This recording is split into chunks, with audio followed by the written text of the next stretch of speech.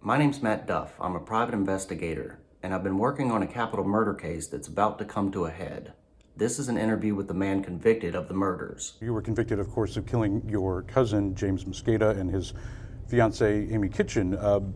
Did you kill them? I did not. I know that at first glance, people, they think the worst, and if they will just look at the facts, look at the case that not only that was presented, to the jury and to what was withheld from my defense, they'll clearly see that I'm an innocent man and I do not belong here. That was Ivan Cantu. And Ivan is scheduled to be executed on February 28th of this year. Ivan has maintained his innocence since his arrest in 2000. And for a capital murder case with an upcoming execution, there are a lot of unanswered questions and problems with this conviction. But to understand why, you'll need to understand the case and the timeline. Now, this case takes place over 6 days in the year 2000 in Dallas. This is a picture of Ivan in 2000. That picture was taken about a week before the murders. Ivan was at a Halloween ball, and the girl with him was his girlfriend at the time. Her name is Amy Boettcher, and a few days after the murders, Amy Boettcher will come forward and become the state's star witness. At the time, Ivan and Amy were living in this apartment together. They had just gotten that apartment together about 2 weeks prior to the murders. They had only been dating for about 2 months before the murders. Now, this is a picture of Ivan's cousin. His name was James Mosqueda, and he's beside his fiancee, Amy Kitchen. And yes, both Ivan and James were with a blonde named Amy. Now, this is the house that James and Amy were living in. Their house was about 2 miles from Ivan and Amy's apartment. At the time, Ivan and James were both 27. And like I said, they're cousins. This is a picture of them growing up together. They're around 7 years old in this photo. So those are the 4 main characters at this point. Ivan and his girlfriend, Amy Boettcher, and James and his fiancee, Amy Kitchen. The official narrative of the state's case comes from Amy Boettcher, so let's go to the night of the murders. Ivan got home at about 10 p.m. that night after working his 2 jobs. He was working as a loan officer during the day and waiting tables at night. So between 11 p.m. and 11:30 p.m. that night, Ivan calls James. Amy says that he speaks with him briefly, and when he hangs up the phone, he tells her that he's going to go kill James in Amy Kitchen. He left, and he gets back at about 12:18 a.m. Amy said that he's covered in blood and he's wearing latex surgical gloves. She said that Ivan had James' keys, James' wallet, James and Amy's IDs, and James' Rolex watch. Amy said that he took off his bloody jeans, his bloody socks, and gloves and put them in the kitchen trash can. She said that Ivan showered and changed clothes. Then they went over to their friend's apartment. His name was Smiley. After Smiley's, Amy said that Ivan took her back to the crime scene. He took her back to James and Amy Kitchen's house, where she saw their dead bodies in the back bedroom. After Ivan essentially gave her this tour of the crime scene, she said that when they left, Ivan got in James' Corvette and drove that back to their apartment. You'll remember their apartment was about 2 miles from James and Amy's house. And Amy said when they got back to their apartment, Ivan gave her a ring and proposed to her. And in her statements to police, she said this is the same ring that she later found out belonged to Amy Kitchen. 3 different police officers took Amy's statement, which explains the different handwriting. After the proposal, they hop back in James' Corvette and they head to a techno club called Club 7. This is a picture of Club 7 from around 2000. But on the way to Club 7, Amy said that Ivan threw out James' Rolex, the one that he had stolen a couple hours prior. She said he threw it out the driver's side window as they were going down the tollway. They were only at Club 7 for a few minutes, and then they decided to go to some other house parties nearby. And after this drug-fueled night of partying, they get back to their apartment in the wee hours of the morning. And this is when the story gets even more intriguing. This also happened to be the weekend that Amy wanted to introduce Ivan to her parents for the very first time. And even though she had witnessed everything that she said she did the previous night, the plan was still to introduce Ivan to her parents this Saturday. But her parents lived in Franklin, Arkansas. That was about an 8-hour road trip from Dallas. They got to Arkansas at about 8:30 p.m. that night. And they did tell her parents that they were engaged, they showed off the ring, and they ended up spending 3 days in Arkansas for this Meet the Parents long weekend. What's also intriguing is that Amy's stepdad was a former cop. But for these 3 days in Arkansas, Amy didn't tell her parents anything about Ivan committing these murders. But back to that Saturday that they were traveling to Arkansas, that's also the same day that James and Amy Kitchen's bodies were found. They had been shot to death in their back bedroom. James' body was found laying face up in the bed, and Amy Kitchen's body was face down on the floor beside the bed. Amy Kitchen's engagement ring, James' Rolex, and James' Corvette were reported missing by the families. The next day, through LoJack, Dallas PD had located James' Corvette parked outside Ivan's apartment. 2 days later, Ivan and Amy were wrapping up their trip in Arkansas. That same day, as they were heading back, the police had gotten a search warrant for their apartment. And in that apartment, in the kitchen trash can, the police found the bloody jeans, the bloody socks, the latex glove, and a blue Solo cup in the trash. Blood on those items will later be matched to the victims. When Ivan and Amy got back to Dallas, they didn't go to their apartment. They went to Ivan's ex-girlfriend's apartment. Her name is Tawny. This is a picture of Ivan and Tawny in the summer of 2000, celebrating Ivan's 27th birthday. Tawny had heard about the murders, and she was worried for Ivan's safety. So Ivan and Amy end up crashing at Tawny's that night. Ivan and Tawny left the apartment in the morning. Ivan was going to meet with the police. He had been in constant communication with the police while in Arkansas, and he told them he would come meet with them and give him an interview when he got back to Dallas. Tawny went to work in the morning, and Amy said she slept most of the day on Tawny's couch. That afternoon, Ivan got arrested for the murders of James and Amy Kitchen. Ivan called Tawny and Amy to let them know that he had been arrested, and Amy ended up getting a flight back to Arkansas that night. When Tawny dropped Amy off at the airport, before Amy got on the plane, she told Tawny, "You might want to look around your apartment. Ivan might have left something." Tawny went back to her apartment, flipped up a couch cushion, and found a gun that turned out to be the murder weapon. On the magazine of the gun, the police found a latent print, and that was matched to Ivan's left thumbprint. After getting back to Arkansas, Amy told her parents that Ivan had killed James and Amy Kitchen, and the following day she went to the police and gave her statement. And that's the case, the official story in a nutshell, and it does sound about as open and shut as it gets. But here's how quickly it can unravel. When you look at the state's case, basically, you're looking at Amy Boettcher's testimony, and you're looking at the physical evidence, which the state argued linked him to the murder and corroborated Amy's testimony.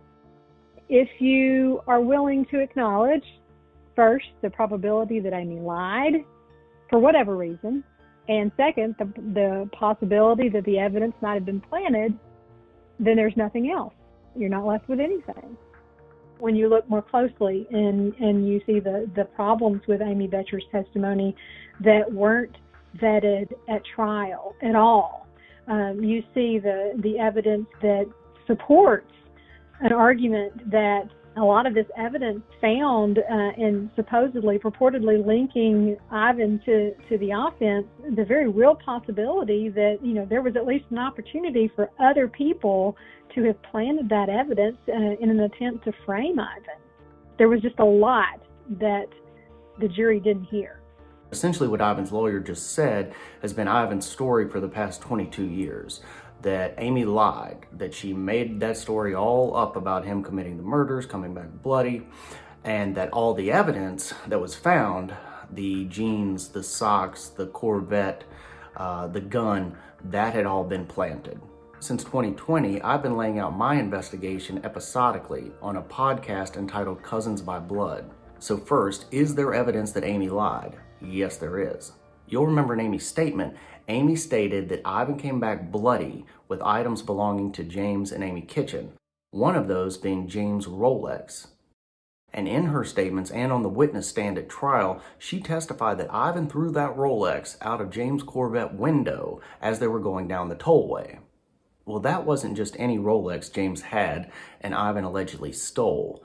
That was a family heirloom. It once belonged to James and Ivan's uncle, Uncle Lico. Here he is pictured with his family.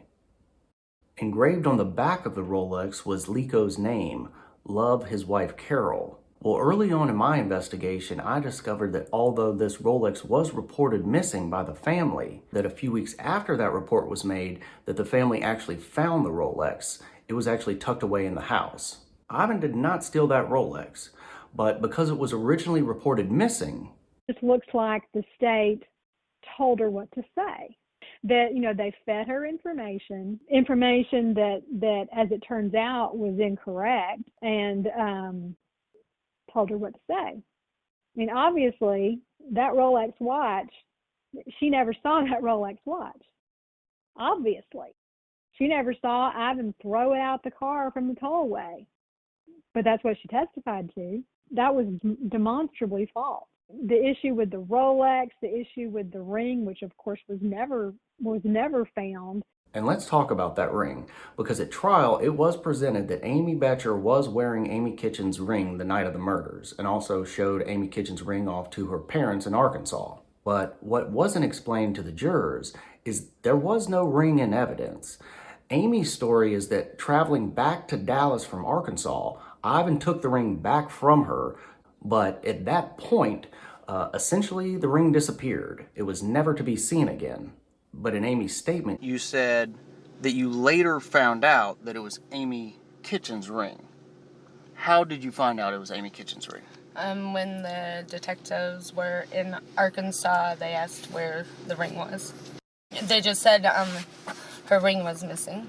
Just like the police telling her the Rolex was missing. And then, how did they know that, the ring that Ivan gave you was the engagement ring?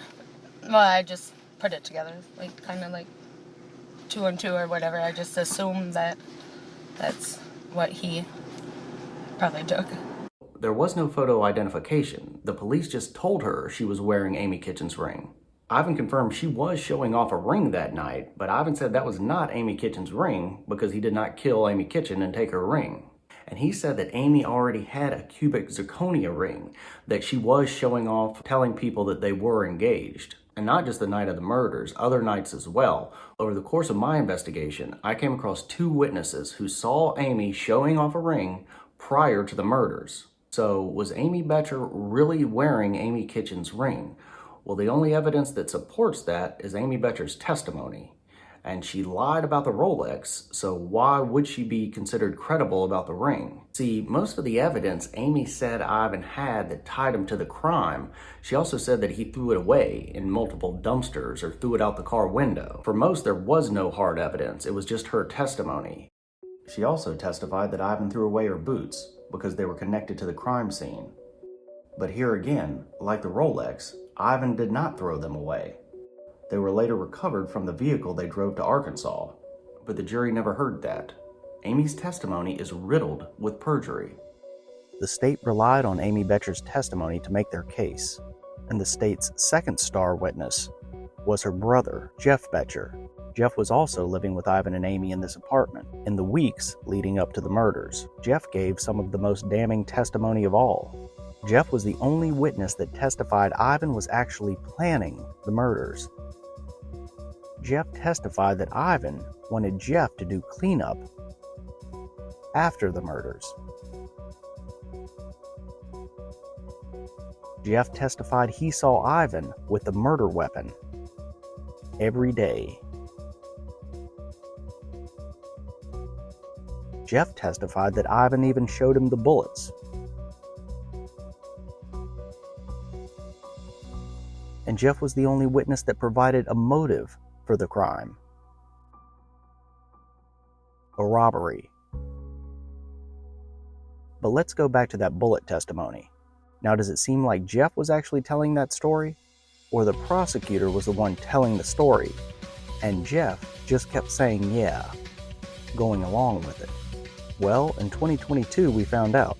21 years after the trial, Jeff called the Collin County DA's office. He told the investigator that the statement he provided the court gave the impression the murders were premeditated.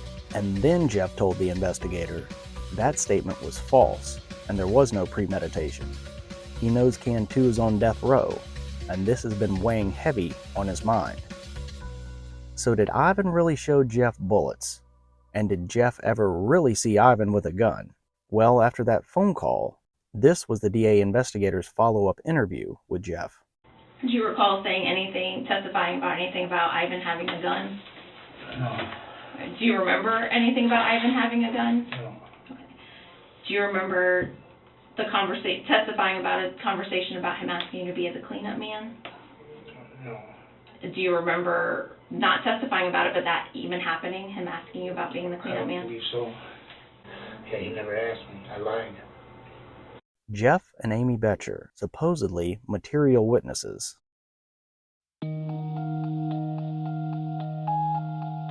But the main crux of Amy's story is After, when she says Ivan came back committing the murders, that she was scared to death of Ivan for the next few days, but Ivan had taken her hostage. But I tracked down individuals that Ivan and Amy were hanging out with the night of the murders. Remember, they were out party hopping. This is part of my interview with Smiley. See, your place is the first place that Amy says that her and Ivan went to after he committed the murders.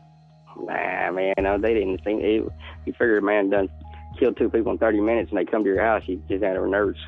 And you didn't sense any of that? No, not at all, not at all. And you'll remember Amy's stepdad was a former cop, and Ivan was around him for 3 full days in Arkansas. So surely if Ivan had committed these horrific murders, he would have gotten some inclination. And yet Amy's stepdad told me, actually, like I say, he was very calm and cool. He'd crack jokes and, he was kind of a likable guy. And remember, after Arkansas, Ivan and Amy went to Tawny's apartment. And this whole time, okay, he's got the gun on him. He's holding this gun on her. She's been with her parents for 3 days. Seriously? I'm sorry, that just doesn't add up at all for me. Well, at any time did Amy act scared of Ivan? No. She acted more scared of me. I also asked Tawny about dropping off Amy at the airport. And then for her to tell me, check your apartment to make sure that Ivan didn't leave anything. Now, why would she say that? Because she left it there. I know that Ivan did not leave the weapon at my house. He didn't have an opportunity to do that. She did. She was there all day by herself at my apartment. So how would that possibly get in my apartment? Her. Is there anything else that suggests evidence was planted?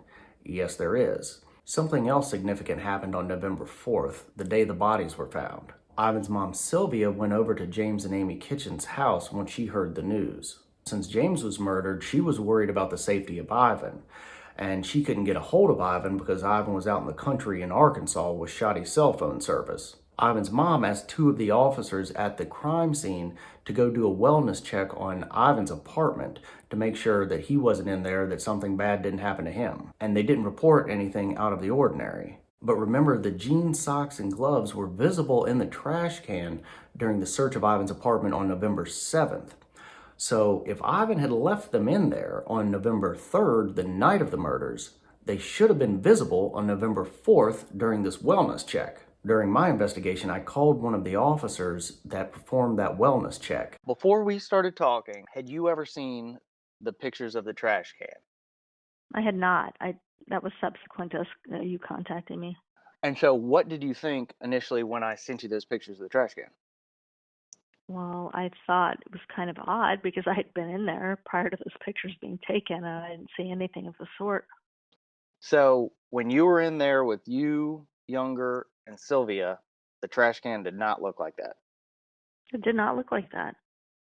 Well, and does that mean to you that if that wasn't in the trash can at that point and Ivan was out of town, it would be your assessment that someone else other than Ivan or Amy had to put those items in the trash can? That's my assessment, yes.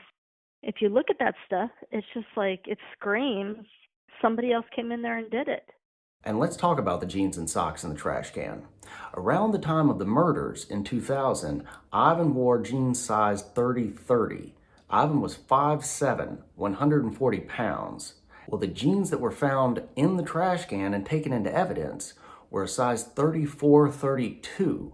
That is a big difference from size 30-30. And post-conviction DNA testing on the jeans and socks determined all these items, the socks and the jeans that supposedly he wore, and there's really nothing, there isn't conclusive results that say, yes, I'm definitely sure that Ivan was wearing this. I'm not sure if anybody was wearing them or for any extended period of time. I'm very disturbed by that because it makes me feel like you don't know, so they can't tell you who wore the socks. Wow. They can't tell you who wore the jeans.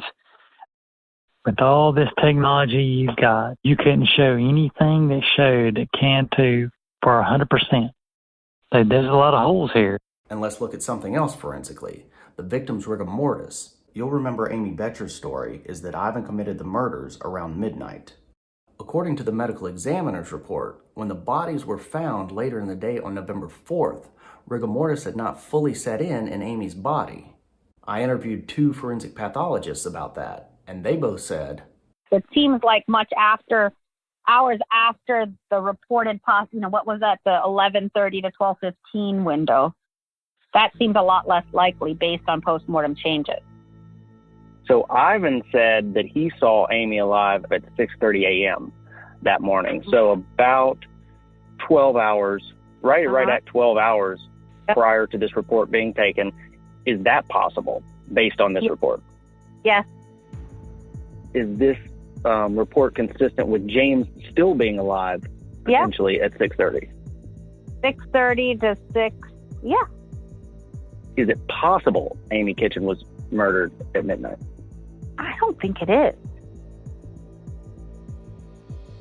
If Ivan said he said last saw her alive at 6 o'clock that morning, I would buy it. I'm not buying that they were dead the night before at 10 p.m. No, not with the Riger setting it in the jaw. She should be in full Riger if she died the night before. So it's more or closer to a time frame that would fit the statement that was made by Mr. Perez. Mr. Frank Perez, he said they weren't killed last night, they were killed today. And this is another twist in the story. James and Amy had a mysterious man living with them, staying in their guest bedroom during the time of the murders. Mysterious because none of their other friends or family knew this guy was living there. A man by the name of Frank Perez started staying with James and Amy just a few weeks before the murders, and just happened to be out of town the night of the murders. And the same day the bodies were found, after the bodies were removed from the house was opened back up. And a witness in the house noticed that Mr. Perez was acting very strange and suspicious, and was using his sweater to open a door and turn on the lights, as if he didn't want to leave any fingerprints on anything. Additionally, the witness heard Mr. Perez say, quote, "They weren't killed last night, they were killed today," unquote. And that does line up with Amy Kitchen's rigor mortis. So how did Frank know that? We don't know. He wouldn't talk to me, and he was actually one of the only people who refused to talk to me during this investigation. And Ivan's trial attorneys didn't ask Frank Perez when he was on the witness stand. And there's 2 reasons for that. The first being, those reports that were just put on the screen, even Amy's statements, were not handed over to Ivan's defense during the trial. There was actually 2 3-ring binders consisting of about 400 pages of evidence that was not turned over. Ivan's current lawyer didn't get access to those 400 plus pages until 2012, so 11 years after the trial. And the second reason Ivan's trial attorneys didn't properly question Frank Perez when he was on the witness stand is because Ivan's trial attorneys rendered ineffective assistance of counsel. Here, Ivan's current lawyer argues this point in a 2010 hearing. Counsel really failed to conduct any independent investigation of the facts of this case, apart from what he was given by the state through discovery. James Mosqueda, the victim in this case, was a big-time drug dealer. I mean, the evidence clearly shows that. This is another crucial plot point. James was not your average citizen. He was in a business that can get you killed. He had connections with many big-time drug dealers. Ivan Cantu was not a drug dealer. He was not involved in that lifestyle. He used drugs, but he was not involved in the business. Counsel did not request a defense investigator. In a case where the cast of characters alone, Carlos Gonzalez, Anthony Fonseca, Mario Rojas, a rival drug dealer who, in the course of the trial, the lead detective for the first time presented to the defense evidence that they had actually received an anonymous tip during the investigation that James Mosqueda owed him a great deal of money. There was a lot of evidence available about the drug dealers and the people that James Mosqueda associated with. The state used, in this case, a DNA expert, a ballistics expert, a blood spatter expert, medical examiner, fingerprint expert. The defense requested not a single expert to attempt to combat the state's case in chief. And not only did the defense not bring on and call their own expert witnesses, the defense did not call any witnesses during the guilt and innocence phase of Ivan's trial.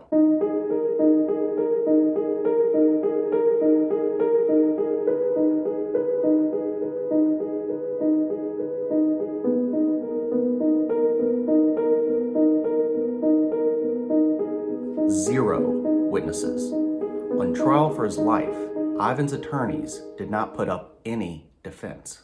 And Amy Boettcher, the state's star witness in this case, who was Ivan's girlfriend, so much, of course, the state relied on Amy Boettcher to make their case. It was indicated at some point she was going to take a polygraph, but she never did. And interestingly, in the trial record, her stepfather recalled her saying, "I'm scared to death." After she found out that Ivan had been arrested, she says, "I'm scared to death. They are going to kill me. Get me out of here." Who is she talking about? And given the evidence that someone else had access to Ivan's apartment, given the evidence that someone else could have driven the Corvette, and Amy Boettcher knew these people as well as Ivan did. In this case, you've got the police feeding their witness details to match the crime. You've got the prosecutors feeding their witnesses details to match the crime. Did the prosecution at all talk to you prior to being on the stand? I remember being in like a little room that was connected to the courtroom, but I know for a fact that somebody told me what he was wearing before I went on the stand. Before you told them? Before I told them, yes. I know for a fact they did. The 2 main material witnesses got up on the witness stand and committed perjury. And through all the advancements in DNA testing we have today, Collin County cannot even establish that Ivan wore the bloody jeans and socks their case hinges on Ivan wearing. This is all documented. It's horrifying that someone can be put to death when there are all these problems with their conviction. So I ask you, if Ivan Cantu is executed on February 28th, is that justice? There's still time to stop it.